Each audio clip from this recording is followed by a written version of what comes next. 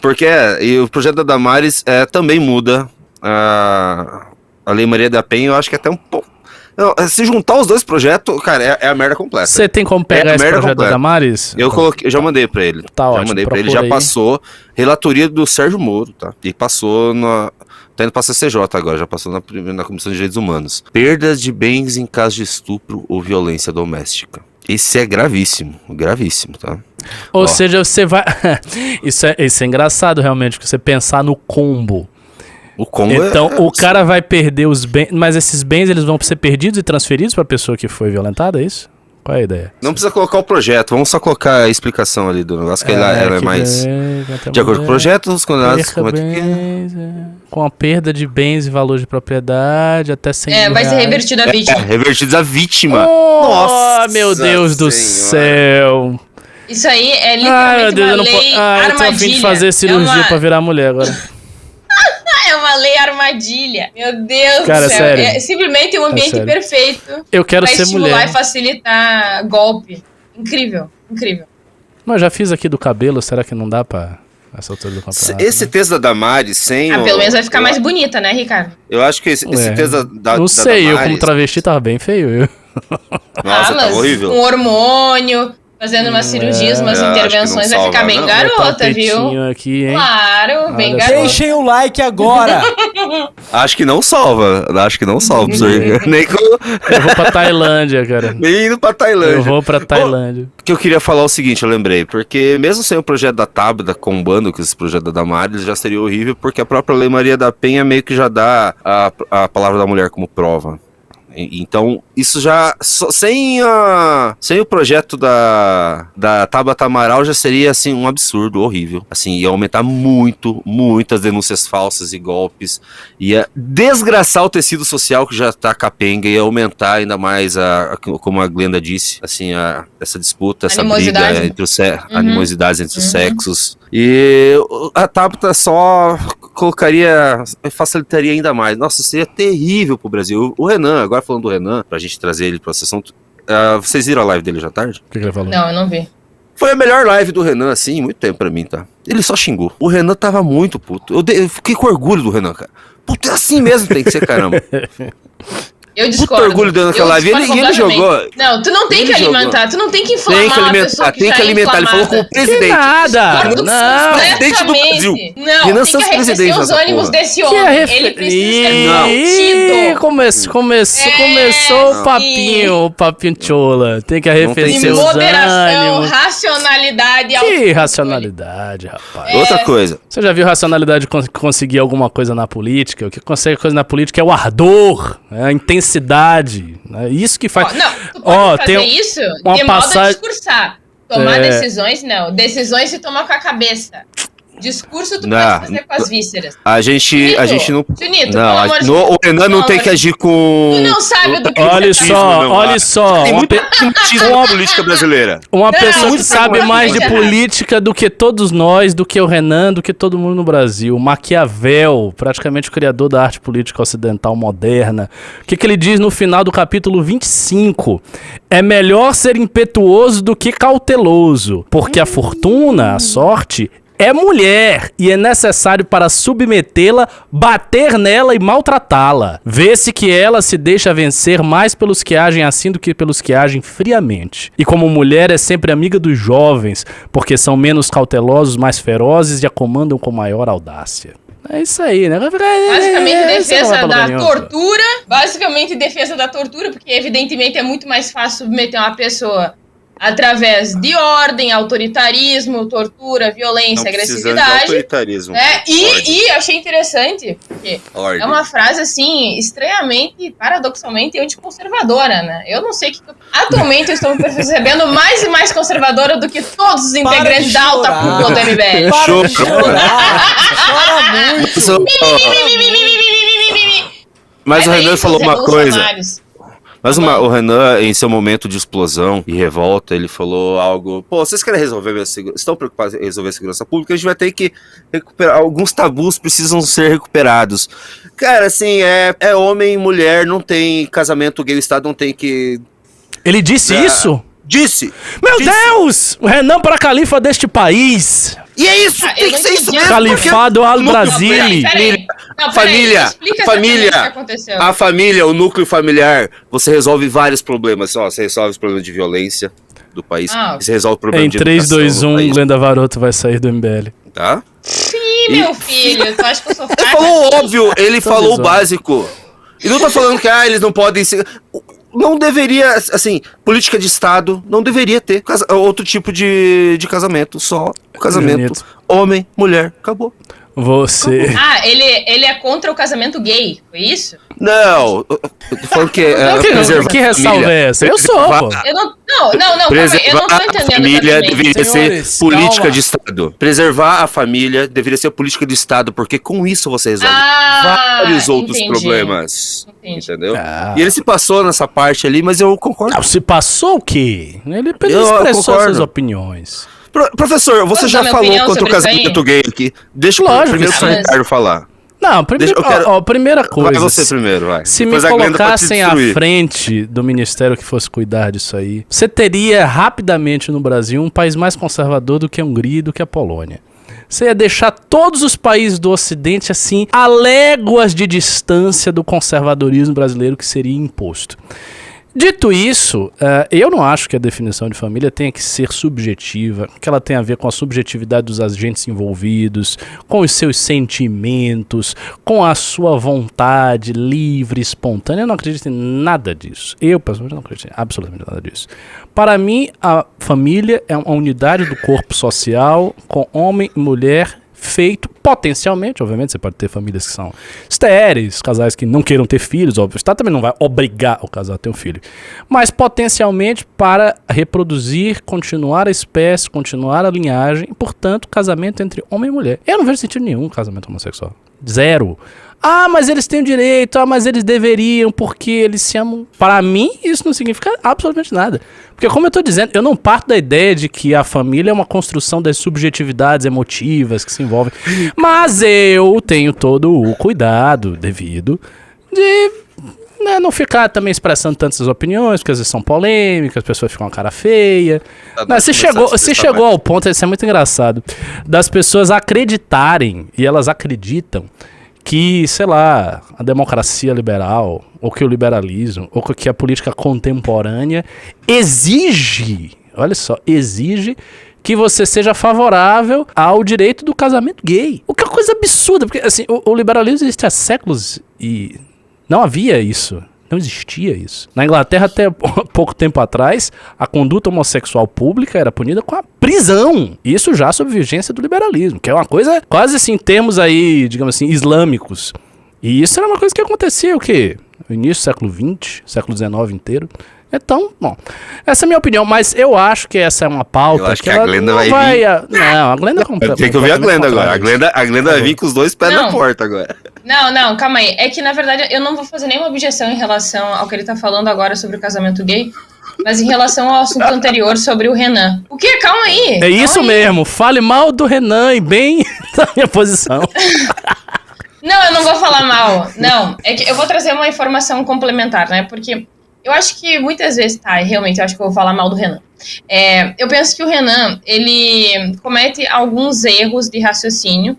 Ele é muito intuitivo. Ele vai a partir de certas leituras que elas não são necessariamente cientificamente bem estruturadas, que conseguem fazer relação mais robusta e direta de causa e efeito, entende? Então, ele costuma, enfim, como eu poderia dizer, não é tergiversar, mas chegar em certas conclusões pelas beiradas, ao ponto de chegar perto do resultado, daquilo que tem uma correlação exatamente com o fenômeno, mas não diretamente com esse fenômeno. Então, em relação à família ser importante para a estrutura da sociedade, eu concordo que ela é importante. Mas agora, se a gente estiver falando sobre violência doméstica, especificamente, a gente tem que analisar que existem inúmeros outros países que estão com crise de natalidade, estão com crise de casamento, de relacionamentos, etc. Mas esse tipo de coisa não acontece com frequência, tá? Então, por que isso não é tão comum assim? Então, a questão é que nós vivemos em um país extremamente pobre, extremamente desigual, que as pessoas têm um baixo QI, baixa instrução, foram subnutridos na infância, têm uma péssima estrutura social, familiar e cultural que vai moldando o comportamento do sujeito, gerando suspeita, relacionamentos superficiais à base de interesses muito efêmeros. Isso também gera relacionamentos que normalizam a violência, porque eles já iniciam relacionamentos em lares violentos e são pessoas que se tornam péssimas tomadoras de decisões. Então, veja, a Tabata, ela vem com essa ideia, porque tem que prender o misógino, tem que prender o machista, sem necessariamente ter as provas contundentes, etc, não sei o quê. Mas isso é tapar sol com a peneira. Tu tá tentando lidar com a violência doméstica em última instância, quando aquilo já é um resultado que tu precisa prever e resolver muito lá atrás. Então, se a gente for analisar, geralmente, quais são as mulheres que mais são vítimas de violência? São mulheres pobres, periféricas, mulheres negras, pardas, etc. E geralmente, e não raramente, elas vão se envolver com homens que são visivelmente violentos e que, para mulheres que não se encaixam nessas categorias, são pessoas simplesmente inaceitáveis, inadmissíveis de se iniciar um relacionamento. Muitas delas iniciam relacionamentos indo na cadeia, tá? E algumas pessoas acham que isso é comum. Gente, não é tão comum como se pensa. Eu vou dar um exemplo. A minha tia é uma mulher pobre. E ela tá morando em um desses condomínios de Coab. E ela tinha uma vizinha que um dia fez um convite muito curioso pra ela. O que tu acha da gente ir no presídio pra encontrar um namorado lá? Assim... Muito bom isso aí. Se a gente for analisar, assim, ó, em um sentido mais racional, a nível básico de tomada de decisão, que pessoa em sã consciência pensa que é plausível, assim, saudável e funcional tomar a decisão de, não, eu vou lá encontrar um namorado, um marido, um companheiro para passar o resto da minha vida junto na prisão, sabe, na cadeia. Então, se a gente for analisar do ponto de vista do Brasil em larga escala, é um país violento, desigual, as pessoas têm baixo desenvolvimento cognitivo, são pouquíssimo instruídas, não têm perspectiva de futuro e crescem em lares destruídos e instáveis. Existe toda uma cultura que propicia que essas mulheres normalizem esse tipo de relacionamento, que elas não têm outras perspectivas, ao ponto de achar razoável iniciar relacionamentos com homens violentos. Então, existe um fator de tomada de decisão em que o brasileiro é péssimo em fazer isso. O brasileiro não consegue tomar decisões de longo prazo, por exemplo, em economizar, guardar dinheiro, investir, estudar, e também de prever que determinados relacionamentos são e serão necessariamente fracassados, devido às pessoas que você seleciona ativa, deliberada e conscientemente. Eu vou me relacionar com essa... Então veja que existe o fator da família, mas também existem inúmeros outros fatores correlacionados que, na minha percepção, talvez sejam mais preponderantes ainda, que é o fator socioeconômico, de educação, de cognição. E eu digo isso por quê? Porque eu fiz a comparação com outros países, que são países que não necessariamente têm essa estrutura familiar tradicional, como é a que acontece aqui no Brasil, mas o nível de violência doméstica é muito menor, porque são melhores tomadores de decisões, porque é um país menos desigual, porque são países mais ricos, as pessoas são mais inteligentes, elas tomam decisões de longo prazo também, sabe? Então são vários outros fatores que contribuem para isso. Então, na minha percepção, um dos fatores mais importantes para se reduzir, de fato, a violência doméstica no país é acabar com a pobreza e a desigualdade social.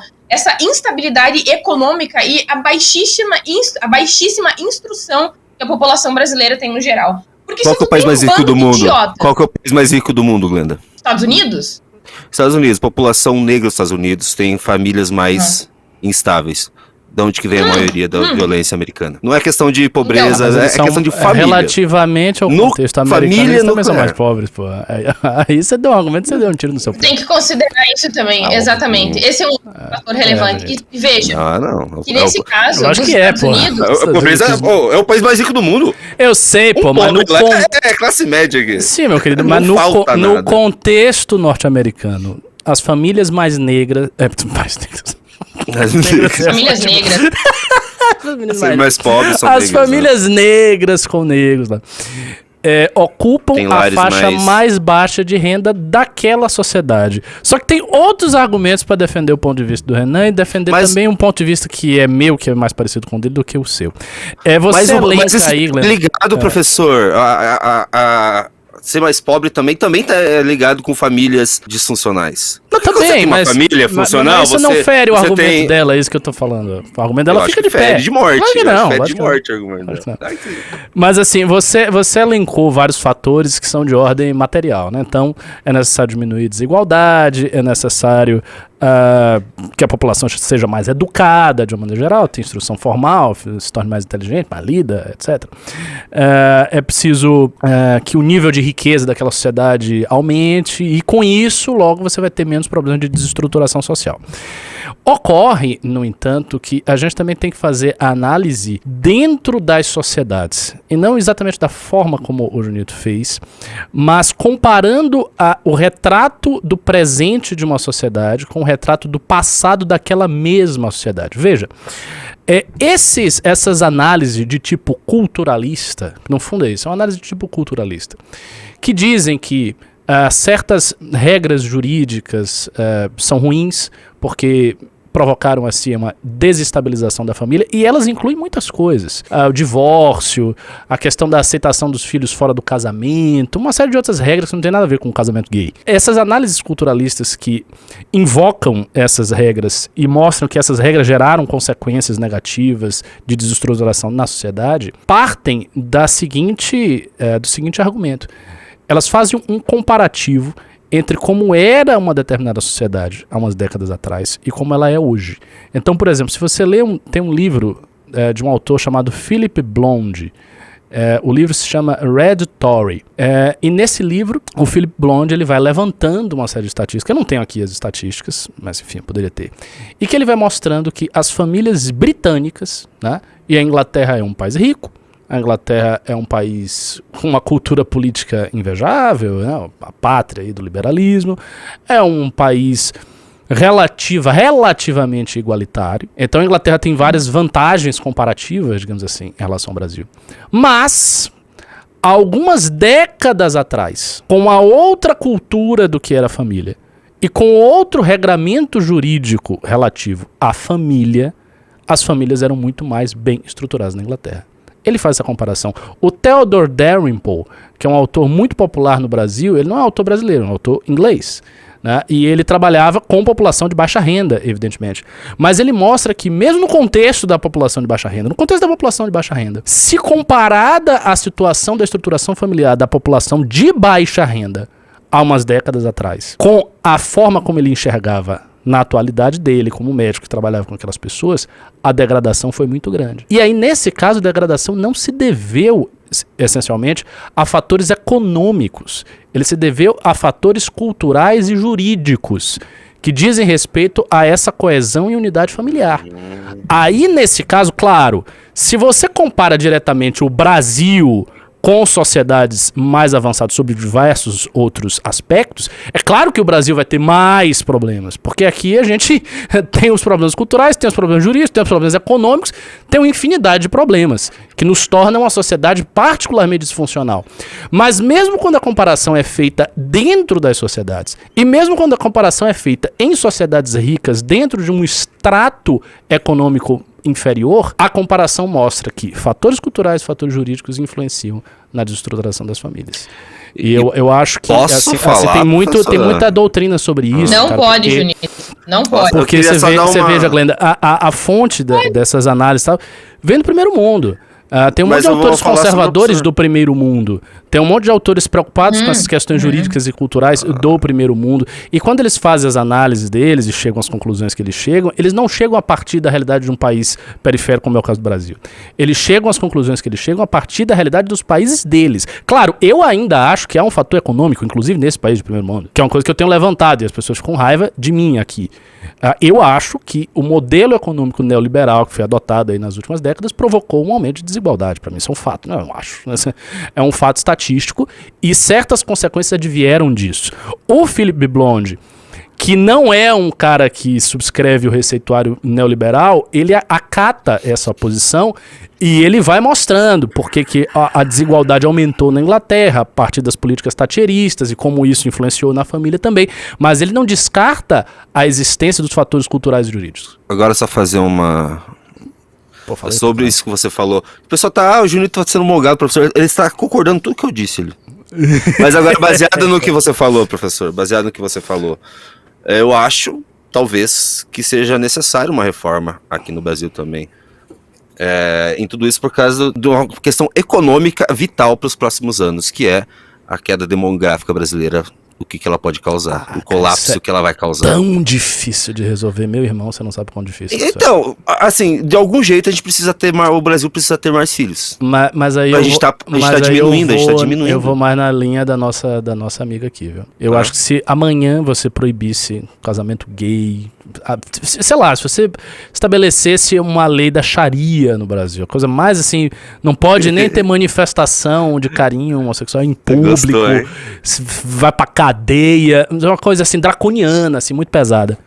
A demografia continua caindo, cara. Não é por isso. Absolutamente não é por isso, até porque, assim, as famílias heterossexuais, que são a esmagadora maioria das famílias brasileiras, não tem filhos, não é porque tem um vizinho que é gay.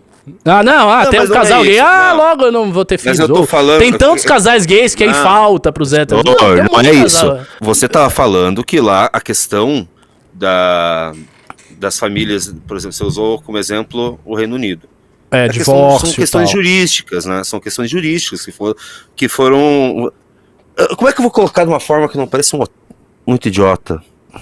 Assim, essas leis feministas, acho que você quis dizer isso, são leis feministas que foram eu colocadas. quis dizer o que eu falei. É isso.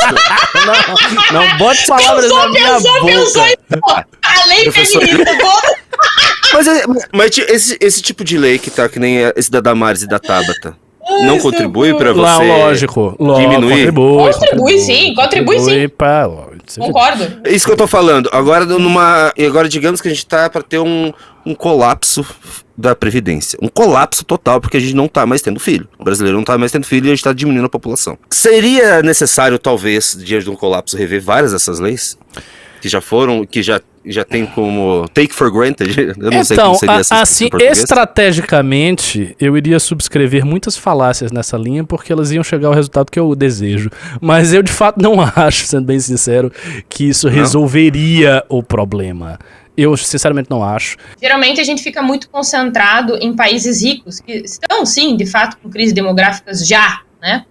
Mas a gente também tem que analisar para outros países, e isso também está acontecendo em países pobres, muito pobres, e que estão sob a lei da Sharia, que estão sob leis islâmicas, que estão sob leis muito religiosas, que detestam gays, que são contra o divórcio. Não adianta, isso está caindo literalmente no mundo inteiro.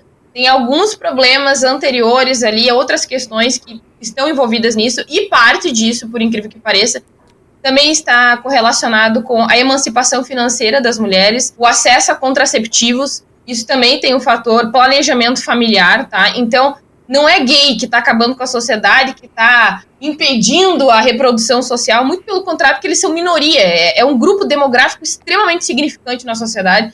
Não se justifica, não explica essa queda vertiginosa de natalidade no planeta inteiro, tá? Eu penso que a gente vai conseguir resolver, talvez a gente consiga resolver isso com mão de obra robótica, inteligência artificial.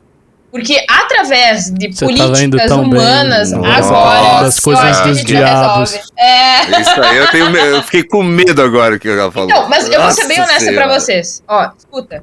Eu não acho que isso seja necessariamente seguro. Esse é um ponto importante do meu posicionamento acerca disso.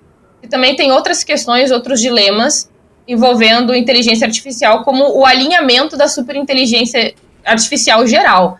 Então, eu não acho que isso seja simples, eu não acho que seja seguro, eu não acho que seja necessariamente previsível a respeito do que pode acontecer a longo prazo em relação a isso, mas agora acreditar que impor, sabe, determinar que as pessoas têm filhos, que elas casem, que seja isso, que seja aquilo, proibir gay, proibir casamento, não vai resolver. Isso está acontecendo literalmente no planeta inteiro. Agora, mas se você eu só queria mencionar um exemplo. Por favor, pode falar, professor, desculpa. Não, eu só queria mencionar um exemplo de um país que tem uma taxa de natalidade surpreendentemente alta. Trata-se de um país bem rico, trata-se de um país com uma cultura bem progressista, bem moderna, e que tem uma taxa de natalidade surpreendentemente alta em comparação a vários, eu diria que a quase totalidade dos países semelhantes ao dele. Você vai falar que tem um monte de. Tem um monte de islã lá. Tem um monte de muçulmano. Não, tem um monte de muçulmano sendo expulso. Chama-se Israel. É a Polônia. Israel, meus queridos. Israel tem uma taxa de natalidade que eu chutei. muito alta. Israel e depois. Então, aí vamos espaço, lá. Inclusive, dizem agora, que eles estão. Falar um pouco sobre isso. Existe um país no mundo, também para usar outro exemplo, que tem obtido resultados positivos graças a um esforço descomunal do governo para aumentar a taxa de natalidade, porque era um dos países com a mais baixa taxa de natalidade na Europa, baixíssima, é a Hungria. A Hungria realmente elevou a sua taxa de natalidade, mesmo, a partir de política governamental pesada, que consiste em basicamente facilitar muito as condições econômicas para que as famílias tenham filhos. A taxa de natalidade da Hungria não é alta, mas ela é mais alta do que era no passado. E eu, sinceramente, acho que é esse o caminho. Porque, para mim, como você falou, a tecnologia contraceptiva é muito relevante para essa queda. O planejamento familiar é muito relevante para essa queda, mas tanto a tecnologia contraceptiva quanto o planejamento familiar, em termos gerais, obviamente pode ser uma escolha da família não ter filhos, tá?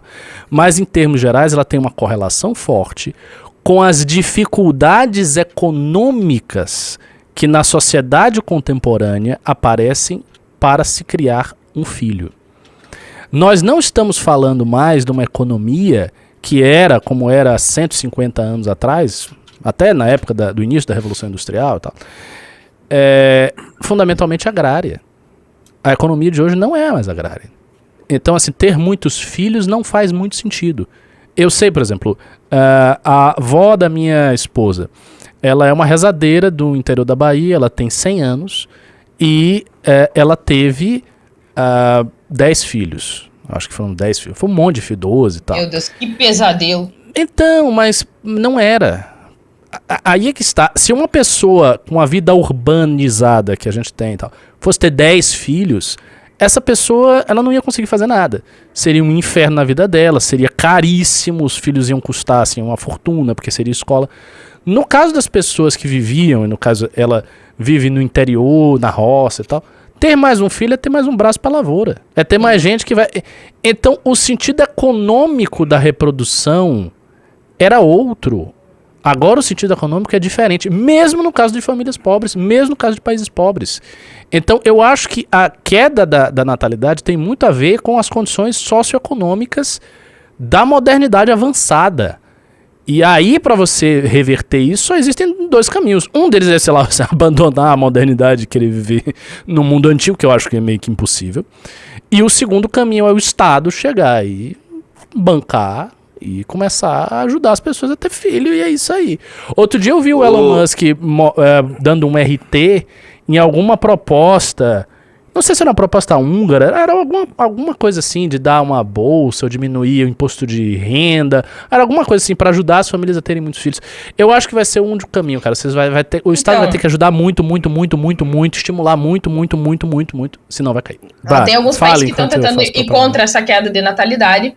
E, se não me engano, um desses países foi a Suécia. Eu não lembro exatamente qual país, que estava justamente oferecendo uma ajuda, um subsídio do Estado para que as mulheres passassem a ter filhos e filhos mais jovens também.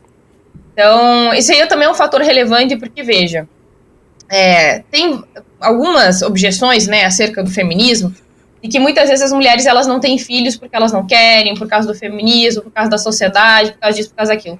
Na verdade, existem inúmeras mulheres que ainda querem se casar, que ainda gostariam de ter filhos, mas tem alguns outros dilemas que elas precisam resolver, conseguir equilibrar nesse jogo da modernidade, que é uma sociedade industrial, que exige muita produtividade, exige também uma certa tenacidade de mão de obra. Então, se uma mulher ela não tem a devida estabilidade econômica, se ela não tem uma rede de apoio para que ela consiga criar e ter essa segurança de gerar os filhos em um ambiente que seja funcional, seguro, mas ainda também estimulante, ao mesmo tempo que ela tem uma garantia de que ela não vai ser expulsa do mercado de trabalho, ela não vai ter esse filho. Então veja que existe uma negociação necessária, porque a mulher ela é importante, pelo menos até agora, imprescindível para a geração de outros seres humanos. Mas hoje, né, infelizmente, contra os interesses de muitas pessoas mais tradicionalistas, elas não são vistas mais como uma ferramenta de reprodução, elas são vistas como indivíduos, como sujeitos, que são merecedores do reconhecimento de serem tomadores de decisão. Então, logo, existe a necessidade de uma negociação. Então, essas mulheres, elas precisam de algum tipo de subsídio do Estado, elas precisam ser vistas como um fator necessário para a manutenção da espécie. As empresas não podem ameaçá-las simplesmente de mandá-las embora devido ao fato que elas vão ter que ficar um determinado período fora. É necessário haver uma rede de apoio. Tudo isso é necessário para que elas continuem percebendo de que vale a pena ter filhos. Além de que existe uma outra coisa anterior que é muito importante, tá? Existe uma relação direta, tá? Isso aí não é uma invenção minha. Existe uma relação direta de relacionamentos com geração de filhos. Então, se não tem formação de casais, não tem casamento, não tem filhos. Pode até ter, mas isso reduz vertiginosamente a geração de mais e mais e mais filhos. Então, tem vários fatores aí que são importantes para que a gente consiga resolver o fator queda de natalidade. Entende? Mas tudo isso que você falou, Glenn, agora eu volto para você, rapidinho. Mas tudo isso que você falou já tem sido feito há muito tempo e tem caído, não tem, assim, as relações não estão mais fáceis, estão mais difíceis depois de tudo isso que você está falando e está sendo colocado. Todas essas garantias que você falou já existem no Estado brasileiro. E mesmo assim, o homem não quer mais se casar e ter filho. Ele não tá casar, tá muito mais difícil casar hoje em dia. Eu volto pra você. Eu percebo que homens... Desculpa ter te interrompido. Mas assim, ó, eu percebo que homens e mulheres, eles estão menos dispostos a iniciar relacionamentos e casar. Não somente homens, mulheres também estão cada vez com menos disposição. Isso também tem acontecido, inclusive em países extremamente hierárquicos, mais tradicionais e patriarcais, como, por exemplo, a China, Coreia do Sul, Singapura, Japão. As mulheres, elas têm uma relativa emancipação, elas são mais instruídas intelectualmente, elas já são independentes financeiramente, logo elas também não veem necessidade de casar para sustentar, mas tem um outro fator também, que eu acho que é bem interessante. As horas de trabalho da China são extenuantes. Então são pessoas que não têm nem tempo. São pessoas que basicamente vivem para o trabalho. Eu diria que é análogo à escravidão, a depender da perspectiva que tu analisa. Então não se trata apenas de ser difícil, é insustentável. E não existe rede de apoio. Se nós formos analisar em grandes cidades, está todo mundo isolado dentro de uma lata de sardinha em que as pessoas não se cumprimentam, elas não se conhecem, elas não convivem, elas não se portam umas com as outras. Nós vivemos em megalópolis aberrativas a nível social, primitivo, evolutivo, em que não tem rede de apoio. As divisões de responsabilidades para se criar uma família, para se criar filhos, para se construir uma sociedade, não existe mais, foi completamente esfacelado. E veja, eu sou progressista, eu adoro as democracias liberais, mas na minha percepção, essas grandes cidades, essas megalópolis, são aberrativas do ponto de vista comunitário, de geração de responsabilidade, de conexão com outros seres humanos, de criação de rede de apoios, de geração de casais e, portanto, também de filhos e de estruturação de famílias. E é isso aí. Olha, essa foi uma posição bastante conservadora da sua parte, viu? Eu sei. Você tá cada dia mais conservadora, viu? Rapaz...